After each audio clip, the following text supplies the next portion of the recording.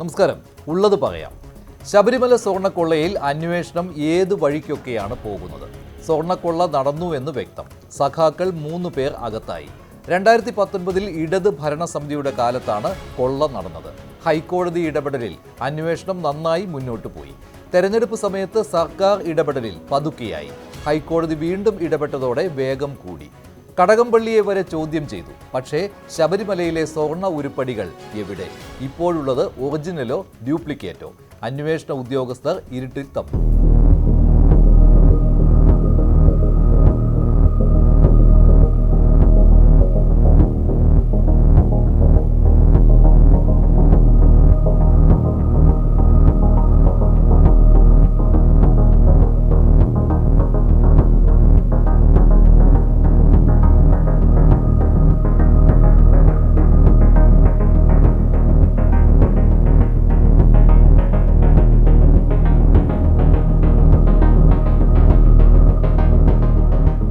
എനിക്ക് പറയാനുള്ള കാര്യങ്ങൾ അവർ ചോദിച്ചു, ഞാൻ അവരോട് പറഞ്ഞു. താങ്കളുടെ പേരാണല്ലോ ആദ്യം വരുന്നത്. ഒരു പത്മകുമാർ അടക്കമുള്ള പറയുന്നത് താങ്കളുടെ പേരാണ്. അതുകൊണ്ടാണ് ആ വിഷയത്തിൽ എന്തെങ്കിലും മറുപടി?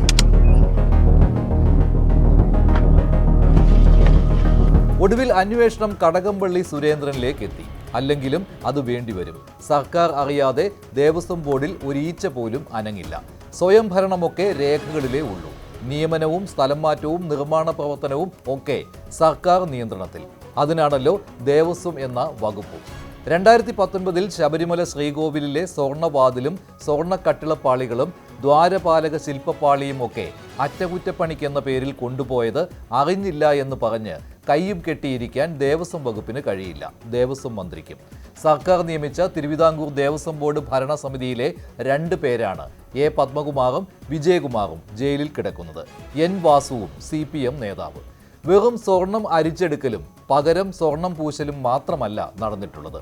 500 ഗ്രാം സ്വർണം തിരികെ കിട്ടിയെന്ന് പറഞ്ഞ് അന്വേഷണം അവസാനിപ്പിക്കാനും പ്രത്യേക അന്വേഷണ സംഘത്തിന് കഴിയുകയില്ല. ഞങ്ങൾക്കതിൽ ഈ അന്വേഷണം കൃത്യമായി നടക്കട്ടെ എന്ന നിലപാടേ ഉള്ളൂ. ഒരു ഘട്ടത്തിലും ഞങ്ങളതിനെ ഒരു തരത്തിലും തടസ്സപ്പെടുത്താൻ നിന്നിട്ടില്ല. SITക്ക് അവരുടെ അന്വേഷണവുമായി ബന്ധപ്പെട്ട് വിവിധ കാര്യങ്ങളിൽ വ്യക്തത നേടാനുണ്ടാവും. ആ വ്യക്തത നേടേണ്ടതിൻ്റെ ഭാഗമായി ഇടപെടലുകൾ അവർ നടത്തും. അത് സ്വാഭാവികമാണ്. അതിൻ്റെ ഭാഗമായി ആരെയാണോ അവർക്ക് ബന്ധപ്പെടേണ്ടത്, ചോദ്യം ചെയ്യേണ്ടത്, അതവർ തീരുമാനിക്കുന്ന കാര്യമാണ്. അതവരുടെ ഉത്തരവാദിത്വത്തിൽപ്പെട്ട കാര്യമാണ്. സർക്കാരിനോട് ഒരു ഘട്ടത്തിലും അവർ അത്തരം അനുമതികൾ ചോദിക്കുന്നില്ല. കാരണം അവർ സ്വതന്ത്രമായി ചെയ്യേണ്ട കാര്യമാണ്. അത് അവർ സ്വതന്ത്രമായി ചെയ്യുകയാണ്. ഈ കാര്യത്തിൽ SIT അന്വേഷണം നടത്തിക്കൊണ്ടിരിക്കുകയാണ്. ആ അന്വേഷണത്തിൻ്റെ ഭാഗമായിട്ടുള്ള കാര്യങ്ങൾ ഇപ്പോൾ കോടതിയുടെ മുന്നിൽ വന്നുകൊണ്ടിരിക്കുന്നുണ്ട്. അതുമായി ബന്ധപ്പെട്ട് കൂടുതൽ വ്യക്തത ആ അന്വേഷണത്തിൻ്റെ ഭാഗമായിട്ട് വരും. ആരോടും പ്രത്യേകമായി ചോദിക്കേണ്ട ആവശ്യം വരുന്നില്ല. ഏതൊക്കെ കാലത്താണ് സംഭവിച്ചതെന്ന് അന്വേഷണം നടക്കട്ടെ എന്ന്. നമ്മളെന്തിനാ അത്ര ധൃതിപ്പെടുന്നത്? അന്വേഷണം പൂർത്തിയാകട്ടെ. അന്വേഷണം പൂർത്തിയാകുമ്പോൾ മനസ്സിലാകുമല്ലോ. ഉണ്ണികൃഷ്ണൻ പോറ്റിയും സ്മാർട്ട് ക്രിയേഷൻസിലെ പങ്കജ് ഭണ്ഡാരിയും സ്വർണ്ണ വിൽപ്പനക്കാരൻ ബെല്ലാരി ഗോവർദ്ധനും ഇത്രയും നാൾ അരിച്ചെടുത്ത സ്വർണം സൂക്ഷിച്ചു വെച്ചിരുന്നു എന്നൊക്കെ പറഞ്ഞാൽ എങ്ങനെ വിശ്വസിക്കാനാകും? നടന്നത് അന്താരാഷ്ട്ര പുരാവസ്തു കടത്തെന്ന് ഹൈക്കോടതി സംശയം പറഞ്ഞതിലേക്ക് തന്നെയാണ് കാര്യങ്ങൾ പോകുന്നത്. കേന്ദ്ര ഏജൻസി വരാതിരിക്കാൻ ഇത് അന്താരാഷ്ട്ര കള്ളക്കടത്തല്ല, രാജ്യത്തിനുള്ളിൽ ഒതുങ്ങുന്ന കടത്താണ് എന്ന് പറഞ്ഞ് പ്രത്യേക അന്വേഷണ സംഘം ഒഴിയും എന്ന് മാത്രം. കടകംപള്ളിയെ ചോദ്യം ചെയ്യേണ്ടി വന്നതും പ്രവാസി വ്യവസായി മൊഴി നൽകിയ ശേഷമാണ്. സ്വർണ്ണ ഉരുപ്പടികൾ കടത്തിയതിലുള്ള പങ്ക് അന്വേഷിക്കുമ്പോൾ ഞെട്ടിക്കുന്ന പല വിവരങ്ങളും പ്രതീക്ഷിക്കാം. പക്ഷേ അതിന് അറസ്റ്റുകൾ ഇനിയും വേണ്ടിവരും. ഞങ്ങളെ സംബന്ധിച്ചിടത്തോളം നടപടി എടുക്കുക എന്ന് പറയുന്നത് സംഘടനാപരമായൊരു ചുമതല മാത്രമാണ്. അവർ ജനപ്രതിനിധികളൊന്നുമല്ല. അവർ സാധാരണ രീതിയിലുള്ള പാർട്ടി പ്രവർത്തകരാണ്. അതിൽ പ്രധാനപ്പെട്ട പ്രവർത്തകർ എന്ന് പറഞ്ഞാൽ പത്മകുമാർ തന്നെയാണ്. പത്മകുമാറിന്റെ പേരിൽ നടപടി എടുക്കണമെങ്കിൽ 2 കാര്യം സംബന്ധിച്ച് വ്യക്തത വേണം. നിങ്ങൾക്ക് നല്ലതുപോലെ പറയാൻ, പ്രചരണം നടത്താൻ ഞങ്ങളൊരു നടപടി ഉണ്ടായാൽ സ്വർണ്ണക്കൊള്ളക്ക് പാർട്ടി നടപടി എന്ന ഹെഡിങ്ങാണ് നിങ്ങൾ ബാനറായിട്ട് വരിക. ഞങ്ങളത് ഉദ്ദേശിക്കുന്നില്ല. കാരണം എന്താ അറിയോ? 2 കാരണം കൊണ്ടാണ്. ഞാൻ പറയാം ഓരോന്നായിട്ട്. ഒന്നാമത്തെ കാര്യം, ഈ കൊള്ളയുമായി ഇവർക്ക് എന്താണ് ബന്ധം എന്നുള്ളത് കൃത്യമായിട്ട് തിരിച്ചറിയണം. അത് ഇതുവരെ തിരിച്ചറിഞ്ഞിട്ടില്ല. ആർക്കും ഇല്ല, നിങ്ങൾക്കും ഇല്ല, എനിക്കും ഇല്ല. രണ്ടാമത്തെ കാര്യം, ഇത് കൊള്ളയുടെ ഭാഗമല്ല എങ്കിലും അതിൻ്റെ അകത്ത് നോട്ടക്കുറവുണ്ടായോ അല്ലെങ്കിൽ ഗൗരവക്കുറവുണ്ടായോ എന്നുള്ള കാര്യം രണ്ടാമതൊരു ഭാഗമുണ്ട്. ഇതിലേതാ എന്നുള്ളതിനെ സംബന്ധിച്ച് ചാർജ് ഷീറ്റ് കൊടുക്കുമ്പോൾ മാത്രമേ മനസ്സിലാക്കാനാവൂ. ഞങ്ങളുടെ മുമ്പിൽ ഇപ്പോൾ അതില്ല. അത് കൊടുത്തു കഴിയുമ്പോൾ ഞങ്ങൾക്ക് വകതിരിവോടെ കൃത്യമായ നിലപാട് സ്വീകരിക്കാം. ആ നിലപാടേ പാർട്ടി സ്വീകരിക്കുള്ളൂ. ഇതെല്ലാം ആളുകളെ കളിപ്പിക്കുകയല്ലേ. ഈ കൊള്ളയ്ക്കകത്ത് സർക്കാരിലെ ഉന്നതന്മാർക്ക് പങ്കുണ്ട്. ആ പാർട്ടിക്കാർ മുഴുവൻ ജയിലിൽ പോകുന്നു. ഓരോരുത്തരായിട്ട് ജയിലിൽ പോയിക്കൊണ്ടിരിക്കുകയാണ്. ഓരോരുത്തരായിട്ട് ഇപ്പൊ ജയിലിലേക്കുള്ള യാത്രയാണ് ഇവര്. ഘോഷയാത്ര നടത്തിക്കൊണ്ടിരിക്കുകയാണ് ജയിലിലേക്ക്. എന്നിട്ട് ഈ CPM നേതാക്കന്മാർക്കെതിരെ ഒരു നടപടി സ്വീകരിക്കാൻ കഴിയാത്ത ഈ പാർട്ടി സെക്രട്ടറിയെ പറ്റി ഓർത്ത് എനിക്ക് സഹതാപമേ ഉള്ളൂ. ഞങ്ങൾക്ക് സഹതാപമാണുള്ളത്. മുഖ്യമന്ത്രിയുടെ ഓഫീസ് നിരന്തരമായി SITയുടെ അന്വേഷണം തടസ്സപ്പെടുത്താൻ വേണ്ടി ശ്രമിക്കുന്നുണ്ട്. ആ അന്വേഷണ സംഘത്തിൻ്റെ മീതെ അനാവശ്യമായ സമ്മർദ്ദം ചെലുത്തിക്കൊണ്ടിരിക്കുകയാണ്. ഇപ്പോഴും അവസാനം 2 പോലീസ് ഉദ്യോഗസ്ഥന്മാരെ SITയിലേക്ക് പ്രവേശിപ്പിക്കുക. അവർക്ക് 2 പേർക്കും പരസ്യമായ CPM ബന്ധമുള്ള ആളുകളാണ്. CPM ബന്ധമുള്ള ചില പോലീസ് ഉദ്യോഗസ്ഥരുടെ സഹായത്തോടു കൂടി SITയിൽ കടന്നു കയറി SITയുടെ അന്വേഷണത്തിൻ്റെ രഹസ്യങ്ങൾ CPMന് ചോർത്തിക്കൊടുക്കാൻ വേണ്ടിയിട്ടുള്ള ശ്രമമാണ് നടക്കുന്നത്. അന്വേഷണത്തിൻ്റെ വഴി എങ്ങോട്ടാണ് പോകുന്നതെന്ന് ഇപ്പം നമുക്ക് പ്രവചിക്കാൻ പറ്റുന്നില്ല. പക്ഷേ അന്വേഷണ രീതികളെക്കുറിച്ച് ഒരുപാട് സംശയങ്ങൾ പൊതുസമൂഹത്തിനുണ്ട്. ഈ അന്വേഷണം നടക്കുന്നത് ഹൈക്കോടതി ഇടപെട്ടുകൊണ്ട് മാത്രമാണല്ലോ. ഹൈക്കോടതി ഇടപെട്ടില്ലായിരുന്നെങ്കിൽ ഒരാളും ഇപ്പോഴും അകത്താകില്ലായിരുന്നു, ഈ അന്വേഷണം ഉണ്ടാവില്ലായിരുന്നു, ഇത് പുറത്ത് വരില്ലായിരുന്നു. അപ്പോൾ ഹൈക്കോടതിയാണ് ഇക്കാര്യത്തിൽ ഏറ്റവും വലിയ ശരിയായിട്ടുള്ള നടപടിയുമായി മുന്നോട്ട് പോയത്. ഹൈക്കോടതി നിയമിച്ച SIT ആണെങ്കിലും ഈ SITയെ ഉദ്യോഗസ്ഥന്മാരെല്ലാം കേരള സർക്കാർ നിയന്ത്രണത്തിലുള്ള ഉദ്യോഗസ്ഥന്മാരാണ്. കേരള സർക്കാർ നിയന്ത്രിക്കുന്ന ഒരു പോലീസിനെ എത്രമാത്രം മുന്നോട്ട് പോകാൻ പറ്റുമെന്നുള്ളതിൻ്റെ പരിമിതിയാണ് നമ്മളിപ്പോൾ കണ്ടുകൊണ്ടിരിക്കുന്നത്. വേട്ടനായ്ക്കളല്ല, ഏതായാലും വേട്ടനായ്ക്കളല്ല. ഈ എല്ലാത്തിനും സാറിന്റെ പേര് മാത്രമാണ് ഇപ്പൊ. അതെ, നോക്കാം, അയ്യപ്പൻ നോക്കിയോളൂ. ഈ കടകംപള്ളിയാണോ ദൈവതുല്യം? കടകംപള്ളിയാണോ ദൈവതുല്യം? ഏതായാലും ശവന്തീനികളല്ല. A. പത്മകുമാറിനുണ്ടായതുപോലെ ഏതാണ്ട് സമാനമായ പങ്കാളിത്തം പ്രശാന്തിനുമുണ്ട്. 2019 അറ്റകുറ്റപ്പണി നടത്തിയ ദ്വാരപാലക ശില്പപാളികൾ വീണ്ടും കഴിഞ്ഞ വർഷം ചെന്നൈയിലേക്ക് സ്വർണം പൂശാൻ കൊടുത്തുവിട്ടത് എന്തിനാണ്? സന്നിധാനത്ത് വെച്ച് എന്തുകൊണ്ട് അറ്റകുറ്റപ്പണി നടത്തിയില്ല? 6 വർഷത്തിനുള്ളിൽ എങ്ങനെ സ്വർണം കറുത്തുപോയി? ഹൈക്കോടതി തന്നെ ഇക്കാര്യത്തിൽ സംശയം ഉന്നയിച്ചതാണ്. ദേവസ്വം ബോർഡിന്റെ ഉത്തരവ് ഇക്കാര്യത്തിൽ സംശയകരവുമാണ്. ഉത്തരം പറയേണ്ടത് PS പ്രശാന്തും അംഗങ്ങളുമാണ്. കടകംപള്ളിയെ മാത്രമല്ല PS പ്രശാന്തിനെയും പ്രത്യേക അന്വേഷണ സംഘം ചോദ്യം ചെയ്തിട്ടുണ്ട്. ഉത്തരങ്ങൾ ഒത്തുപോയില്ലെങ്കിൽ പ്രശാന്തിന് കുരുക്കാകും. മന്ത്രി കടകംപള്ളി സുരേന്ദ്രൻ ദേവസ്വത്തിന്റെ ചുമതല വഹിച്ചപ്പോഴാണല്ലോ ഇതൊക്കെ നടന്നത്. ഞാൻ ചോദിക്കട്ടെ, ഒരു മന്ത്രി അറിയാതെ ഇത്രയും പ്രധാനപ്പെട്ട കാര്യങ്ങൾ ശബരിമലയിൽ ഉണ്ടായി എന്ന് ആര് വിശ്വസിക്കും? ആർക്കാണ് അത് വിശ്വസിക്കാൻ കഴിയുന്നത്? 2 ദേവസ്വം ബോർഡ് പ്രസിഡന്റുമാരും മാത്രം വിചാരിച്ചാൽ ഇത്രയും വലിയ ഒരു സ്വർണ്ണക്കൊള്ള അവിടെ നടത്താൻ കഴിയുമോ? ഇതൊന്നും ഒരിക്കലും മൂടി വെക്കാൻ കഴിയില്ല. സത്യത്തെ സ്വർണ്ണപ്പാളി കൊണ്ട് മൂടിയാലും ആ സത്യം പുറത്തു വരും. അതാണ് ഇപ്പൊ തെളിഞ്ഞിരിക്കുന്നത്. ഒരു കാര്യം വളരെ വ്യക്തമാണ്, ഇനിയും CPMന്റെ ഉന്നത നേതാക്കൾക്ക് ഉള്ള പങ്ക് വെളിച്ചത്ത് വരും. പ്രവാസി വ്യവസായിയുടെ മൊഴിയെ ചുറ്റിപ്പറ്റി അന്വേഷണ സംഘം കറങ്ങുന്ന കാഴ്ചയാണ് ഇപ്പോൾ. ഡി മണിയൊക്കെ അന്വേഷണ വൃത്തത്തിലേക്ക് വരുന്നതും അങ്ങനെയാണ്. സന്നിധാനത്തെ അമൂല്യ വസ്തുക്കളിൽ കണ്ണുവെച്ച റാക്കറ്റിനെ കുറിച്ചുള്ള വിവരങ്ങൾ പ്രവാസി വ്യവസായിക്ക് എങ്ങനെ കിട്ടി?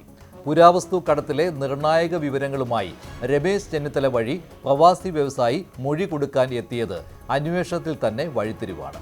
ഒന്നിലും ഒപ്പിടേണ്ടി വരാത്ത ദേവസ്വം മന്ത്രി പോലും അന്വേഷണ പരിധിയിലേക്ക് വരണമെങ്കിൽ ഈ മൊഴി പ്രധാനമാണ്. ചോദ്യങ്ങൾ പലതുണ്ട്. വെറും മൊഴിയല്ലാതെ പുരാവസ്തു കടത്തിലെ കണ്ണികളെക്കുറിച്ച് പ്രവാസി വ്യവസായി വിവരം നൽകിയിട്ടുണ്ടോ? വീഡിയോ തെളിവുകൾ ഉണ്ടാവുമോ? മന്ത്രിയായിരിക്കെ കടകംപള്ളിയുടെ വിദേശ യാത്രകളെക്കുറിച്ച് സംശയിക്കേണ്ട എന്തെങ്കിലും മൊഴിയിലുണ്ടോ? എല്ലാ കുറ്റവാളികളും നിയമത്തിന്റെ വലയിലാവണമെങ്കിൽ കേന്ദ്ര ഏജൻസികളുടെ അന്വേഷണം അനിവാര്യമായേ മതിയാവൂ എന്നുള്ള കാര്യം സ്ഥിരീകരിക്കപ്പെടുക. നമ്മൾ സ്വർണ്ണക്കൊള്ളയുടെ വിശദാംശങ്ങൾ ഓരോന്ന് പുറത്തു വരുമ്പോഴും ഇവിടുത്തെ അന്വേഷണം കൊണ്ട് ഇത് പൂർണ്ണമായിട്ടും തെളിയാൻ പോകുന്നില്ല എന്നുള്ള വസ്തുതയിലേക്ക് എത്തിച്ചേരുകയാണ്. പ്രമുഖരായിട്ടുള്ള പല ആളുകളും ഇതിൽ പങ്കാളികളാണ് എന്ന് അന്വേഷണ സംഘത്തിന് ബോധ്യമായപ്പോൾ മുകളിൽ നിന്നുള്ള ഇടപെടലുകൾ ശക്തമായിരിക്കും. കടകംപള്ളി സുരേന്ദ്രനെ ചോദ്യം ചെയ്തതിന് ശേഷം സ്പെഷ്യൽ ഇൻവെസ്റ്റിഗേഷൻ ടീമിൽ കാര്യമായിട്ടുള്ള മാറ്റങ്ങൾ വരുത്തിയിരിക്കുക. 2 പ്രമുഖരായിട്ടുള്ള CPM കേഡറുകളെ പോലീസിനകത്തുള്ള ഈ അന്വേഷണ സംഘത്തിൽ ഇപ്പോൾ ഉൾപ്പെടുത്തിയിരിക്കുന്നു. ഈ സ്വർണ്ണക്കൊള്ളയ്ക്ക് മാർക്സിസ്റ്റ് പാർട്ടിക്ക് പങ്കുണ്ട്, അവരെ ന്യായീകരിക്കുന്ന ഒരു സമീപനമാണ് ഇപ്പോൾ എടുത്തുകൊണ്ടിരിക്കുന്നത്. അതുകൊണ്ട് ഈ കാര്യത്തിൽ ശബരിമല സ്വർണ്ണക്കൊള്ളയുടെ കാര്യത്തിൽ ഈ അനങ്ങാമ്പാറ നയമാണ് SITയുടെ ഭാഗത്തു നിന്നുണ്ടാകുന്നതെങ്കിൽ ബഹുമാനപ്പെട്ട ഹൈക്കോടതിയോട് ഞങ്ങൾ ആവശ്യപ്പെടുകയാണ് ഈ കാര്യത്തിൽ ഹൈക്കോടതിയുടെ അതിർത്തി പ്രകടിപ്പിച്ചുകൊണ്ട് സമയബന്ധിതമായി അന്വേഷണം നടത്താൻ. ഇപ്പോ നമ്മുടെ മുൻ മന്ത്രി കടകംപള്ളി സുരേന്ദ്രനെ വിളിച്ച് മൊഴിയെടുത്തു. അദ്ദേഹം പോയി വേറെ എവിടെയോ നടക്കുന്ന സമ്മേളനത്തിൽ പോയി. എന്താ അറസ്റ്റ് വൈകുന്നത്? അറസ്റ്റ് ചെയ്തേക്കുമെന്ന വാർത്ത മാത്രം പ്രചരിപ്പിക്കുകയാണ്. അപ്പൊ തീർച്ചയായിട്ടും ഇന്നലെയും മാർക്സിസ്റ്റ് പാർട്ടിയുടെ നേതാക്കൾ പറഞ്ഞു, ഞങ്ങൾ കുറ്റക്കാരെ സംരക്ഷിക്കുകയില്ല, നിയമം നിയമത്തിന്റെ വഴിക്ക് പോട്ടെ. പക്ഷെ ഇപ്പോൾ നിയമം മാർക്സിസ്റ്റ് പാർട്ടിയുടെ വഴിക്കാണ് പോയിക്കൊണ്ടിരിക്കുന്നത്. നിങ്ങൾ പറയുന്നതിൽ ആത്മാർത്ഥതയുണ്ടെങ്കിൽ അനന്തര നടപടികൾ ഉടൻ തന്നെ ഉണ്ടാവണം. അന്വേഷണം ഒരു ഘട്ടം കഴിഞ്ഞപ്പോൾ ഇതിന്റെ വലിയ കണ്ണികളിലേക്ക് അന്വേഷണം കിടക്കുകയാണ്. പോറ്റിയിൽ നിന്ന് ആരംഭിച്ച അന്വേഷണം ഇപ്പോൾ എത്തി നിൽക്കുന്നത് കടകംപള്ളിയെ ചോദ്യം ചെയ്ത സമയമാണ്. ആദ്യം പോറ്റി, പിന്നീട് പോറ്റിയെ പിടികൂടിയപ്പോൾ കൈ കഴുകാൻ ശ്രമിച്ച മാർക്സിസ്റ്റ് പാർട്ടിക്കും ഗവൺമെന്റിനും അന്വേഷണം മറ്റൊരു ഘട്ടത്തിലേക്ക് കടന്നപ്പോൾ അത് ദേവസ്വം ബോർഡ് മെമ്പേഴ്സിലേക്ക് കടന്നു. ദേവസ്വം ബോർഡ് മെമ്പേഴ്സിൽ നിന്നും അന്വേഷണം വീണ്ടും സമഗ്രമായി മുന്നോട്ട് പോയപ്പോൾ അത് അന്ന് മന്ത്രിയായിരുന്ന ബഹുമാനായ ശ്രീ കടകംപള്ളിയിലേക്ക് കടന്നു. അപ്പൊ കടകംപള്ളിയിലേക്ക് അന്വേഷണം വന്നപ്പോൾ സ്വാഭാവികമായും കടകംപള്ളിയിൽ മാത്രം ഒതുങ്ങി നിൽക്കുന്നതല്ല, ഇത് അധികാര തലത്തിൽ നടന്ന ചില നീക്കങ്ങളുടെ അല്ലെങ്കിൽ അധികാര തലത്തിലുണ്ടായ ചില ആളുകളുടെ ഒത്താശയോടുകൂടിയാണ് ഈ ഇത്രയും തീവ്രമായ ഒരു കൊള്ള ശബരിമലയിൽ നടന്നത്. നമുക്കറിയാം, കേരളത്തിൽ അധികാര തലത്തിൽ ഒരു ഈച്ച അനങ്ങണമെങ്കിൽ ബഹുമാനപ്പെട്ട മുഖ്യമന്ത്രിയുടെ അറിവുണ്ടാകണം, മുഖ്യമന്ത്രിയുടെ സമ്മതമുണ്ടാകണം. പോറ്റിയുമായി ബന്ധപ്പെട്ട് ശബരിമലയിലെ കാര്യങ്ങൾ ഏറ്റെടുത്ത് എല്ലാവരും ഇതിനകത്ത് കുറ്റക്കാരാണെന്ന് ഇപ്പോൾ തെളിഞ്ഞുകൊണ്ടിരിക്കുകയാണ്. അതുകൊണ്ടാണ് ഞാൻ പറഞ്ഞത്, മുഖ്യമന്ത്രിയും പോറ്റിയുമായ ബന്ധത്തിന്റെ അടിസ്ഥാനത്തിൽ ഈ നടന്ന കവർച്ചയുടെ, ഈ നടന്ന സ്വർണ്ണക്കൊള്ളയുടെ ഇതിൽ മുഖ്യമന്ത്രിയുടെ ഓഫീസിനും ചില പങ്കുണ്ടാവും. അപ്പൊ മുഖ്യമന്ത്രിയുടെ ഓഫീസിൽ വന്നാൽ മുഖ്യമന്ത്രി അതിൻ്റെ അകത്ത് പങ്കുവഹിച്ചിട്ടുണ്ടാകണം. അതുകൊണ്ട് മുഖ്യമന്ത്രിയെക്കുറിച്ച് അന്വേഷിക്കണം. ശബരിമല ശ്രീകോവിലിലെ അമൂല്യ ഉരുപ്പടികൾ എങ്ങോട്ടാണ് കടത്തിയത്? ഡി മണിയേക്കാൾ വലിയ കണ്ണികൾ ആരൊക്കെ? കേട്ടുകേൾവി അല്ലാതെ നേരിട്ടറിവുള്ള വിവരങ്ങൾ മൊഴിയിലുണ്ടോ? മൊഴിയിൽ പ്രവാസി വ്യവസായി ഉറച്ചു നിൽക്കുമോ? വർഷങ്ങൾ നീണ്ട ആസൂത്രണമാണ് ശബരിമലയിലെ സ്വർണ്ണക്കൊള്ളയ്ക്ക് പിന്നിലുള്ളത്. ഉദ്യോഗസ്ഥർ മാത്രം അറിഞ്ഞുള്ള തിരിമറി എന്ന ആദ്യ ന്യായീകരണങ്ങളെല്ലാം അവസാനിച്ചു. സ്വാഭാവികമായും അന്വേഷണ സംഘത്തിന് സമ്മർദ്ദത്തിന്റെ നാളുകൾ. അന്വേഷണം എത്തേണ്ടിടത്ത് എത്താതിരിക്കാൻ സർക്കാരിൽ നിന്ന് സമ്മർദ്ദമുണ്ടാകും. ഹൈക്കോടതിയുടെ നിരീക്ഷണം മറുവശത്തും. ദൗത്യമാകട്ടെ സന്നിധാനത്തെ സ്വർണ്ണ ഉരുപ്പടികൾ എവിടെയെന്ന് കണ്ടെത്തുക എന്നതാണ്. യഥാർത്ഥത്തിൽ ഇതെല്ലാം ഹൈക്കോടതിയുടെ മേൽനോട്ടത്തിൽ നടക്കുന്ന ആളുകളല്ലേ? ഹൈക്കോടതിയുടെ മേൽനോട്ടത്തിലാണ് ഓരോ ഉദ്യോഗസ്ഥനെയും ഹൈക്കോടതിയുടെ അംഗീകാരത്തോടു കൂടിയാണ് നിശ്ചയിക്കുന്നത്. യഥാർത്ഥത്തിൽ അതീവ ഗൗരവമായൊരു പ്രശ്നം പ്രതിപക്ഷ നേതാവ് ഉന്നയിച്ചു. മുഖ്യമന്ത്രിയുടെ ഓഫീസിലും ഇന്ന് ഫോൺ വഴി സമ്മർദ്ദം ചെലുത്തുന്നു. ഇപ്പോൾ പ്രതിപക്ഷ നേതാവ് പറയുന്നു ഇത് ലീക്ക് ചെയ്ത് കിട്ടാൻ വേണ്ടിയാണ്. അപ്പോൾ പ്രതിപക്ഷ നേതാവിനെ എവിടെ നിന്ന് ലീക്ക് ചെയ്ത് കിട്ടി? മുഖ്യമന്ത്രിയുടെ ഓഫീസിൽ നിന്ന് പ്രതിപക്ഷ നേതാവിനെ വിളിച്ചു പറഞ്ഞു നിങ്ങളൊന്ന് സമ്മർദ്ദം ചെലുത്തണം, അങ്ങനെയാണോ? അപ്പോൾ അദ്ദേഹം ഓരോ ദിവസവും പറയുന്ന കാര്യങ്ങൾ യഥാർത്ഥത്തിൽ നിങ്ങൾ ആ അവതരണ രീതി കണ്ടിട്ട് അതിലങ്ങ് നിൽക്കുന്നു എന്നുള്ളത് കൊണ്ടാണ്. ഓരോ ദിവസവും പറയുന്നു, പിറ്റേ ദിവസം നമ്മൾ വൈരുദ്ധ്യം കാണണ്ടേ? തദ്ദേശ തെരഞ്ഞെടുപ്പിന് ശേഷം അന്വേഷണത്തിന്റെ ദിശ എങ്ങോട്ടായിരുന്നു? ആരിൽ നിന്നൊക്കെ വിവരങ്ങൾ കിട്ടി? എന്താണ് പുതിയ കണ്ടെത്തലുകൾ? അയ്യപ്പന്റെ മുതല് കട്ടവരും കളവിന് കൂട്ടുനിന്നവരുമായ വെറുക്കപ്പെട്ടവരുടെ പട്ടിക എവിടെ വരെ എത്തി? അടുത്ത അന്വേഷണ റിപ്പോർട്ട് ഹൈക്കോടതിയിൽ എത്തുമ്പോൾ കോടതിയിൽ നിന്ന് അടുത്ത ഇടക്കാല ഉത്തരവ് വരുമ്പോൾ ചിത്രം കൂടുതൽ തെളിയുമെന്ന് പ്രതീക്ഷിക്കാം.